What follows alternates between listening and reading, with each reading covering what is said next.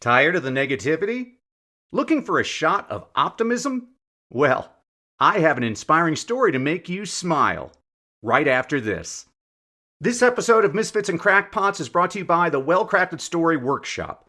Struggling to connect with your audience and attract new clients? Transform your speaking skills at the Well-Crafted Story Workshop with Coach Jimmy Hayes Nelson and yours truly, Dr. Danny Brissell. In just 2 days, master the art of crafting compelling speeches that convert listeners into clients. Whether in-person or virtual, you'll get personalized attention in an intimate group, learning not just from expert coaches, but from fellow entrepreneurs. Don't let another opportunity slip away. Get your free story blueprint today at wellcraftedstoryworkshop.com and turn your story into your most powerful business tool. Your success starts here. Visit wellcraftedstoryworkshop.com now. You're just a well-crafted story away from 7 figures. Hello there, my friend, and welcome to Misfits and Crackpots, short, inspiring stories for busy people. I'm Dr. Danny Brissell. This is a podcast for those interested in extraordinary stories about ordinary people and companies. Consider it your dose of positivity and inspiration for the week. Charles R. Swindoll said, "I am convinced that life is 10% what happens to me and 90% how I react to it. And so it is with you.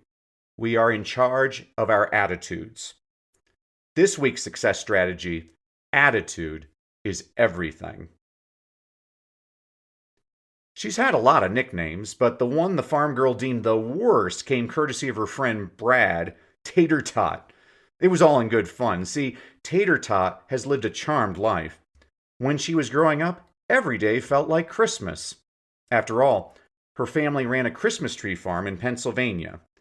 "I had the most magical childhood," she said, "running free and going anywhere I wanted to in my head." Amidst the evergreen canopies of the family farm, Tater Tot cultivated a profound connection with nature, learning to ride horses and even competing for a brief period. A greater passion, however, germinated within her, one that echoed the melodious footsteps of her grandmother, Marjorie Finley, a professional opera singer. "She was always singing music when she was 3, 5, 6, 7 years old," her dad said. "It's her doing what she likes to do." Since she was born, her parents have been her most ardent supporters. By the time she was 10, she was already a seasoned local performer, belting out tunes at everything from small-town fairs to regional singing competitions. Confident, determined, and armed with an unfailing positive attitude, she clutched a homemade demo CD she had made showcasing her singing karaoke of country music stars while her mother drove her to Nashville to get a record deal.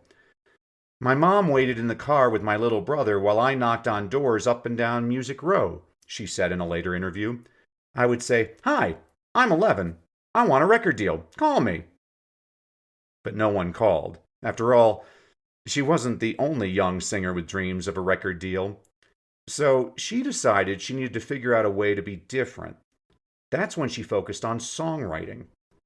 She also was determined to learn how to play a 12-string guitar despite her parents' doubts. "Don't ever say never or can't do to my daughter," her mother later said. She started playing it 4 hours a day, 6 on the weekends. And by the ripe old age of 13, Tater Tot had a development deal with RCA. After only a year, though, she walked away from the deal, an unpopular move that could have ended her career right then and there. But she did not want to be just another girl singer singing other people's songs. She wanted to set herself apart, and she believed her songwriting could do that. Tired of making frequent trips between their Pennsylvania farm and Nashville, the family moved to Tennessee to support their daughter's budding career. Intent on relieving any pressure on Tater Tot, her parents assured her that the move was simply a change of scenery. In no way did they want their daughter to feel pressure to make it in the music business. "We've always told her that this is not about putting food on our table or making our dreams come true," her mother later explained. "There would always be an escape hatch into normal life if she decided this wasn't something she had to pursue." Which is like saying to her, "If you want to stop breathing, that's cool." Neither Tater Tot nor her parents needed to worry. At a country music industry show at Nashville's Bluebird Cafe, she caught the attention of an independent record company executive. She worked on her first album, which would spend 157 weeks on the U.S. Billboard charts, peaking at number 5. And she became the first female country music artist to write or co-write every track on a U.S. Platinum certified debut album. While the country music fraternity embraced Tater Tot, she was just getting started.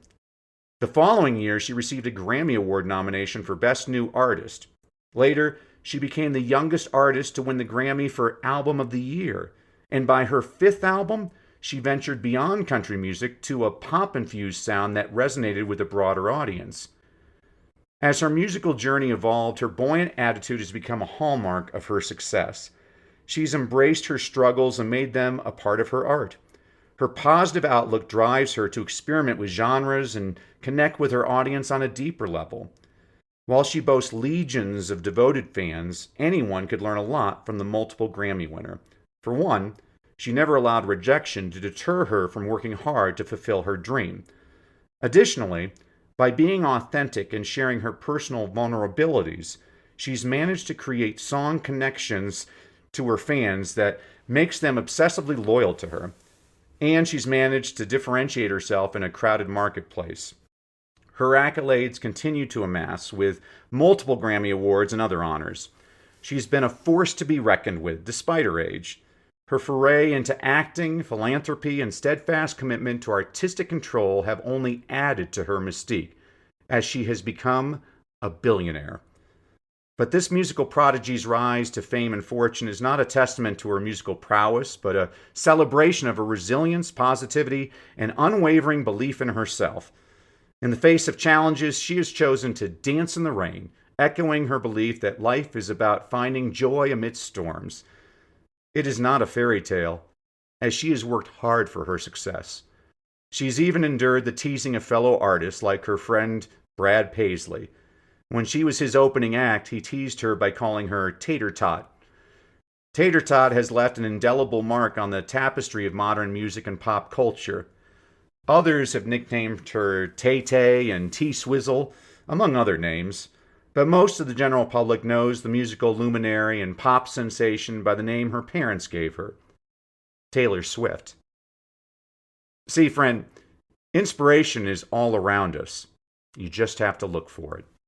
Thanks for listening. Join me next week for another inspiring story about misfits and crackpots. Misfits and Crackpots is a production of Success Media, produced by Terrence Wishner. Sound effects by Alessandro Lucati, courtesy of Pixabay. Thank you for tuning in. If you love today's story, there's so much more to explore in the book Misfits and Crackpots by yours truly, Dr. Danny Brissell. Grab your copy now on Amazon and dive deeper into the extraordinary lives of those who dared to change the world. Don't forget to subscribe, leave a review, and share the podcast with fellow misfits who love inspiring stories. See you next time.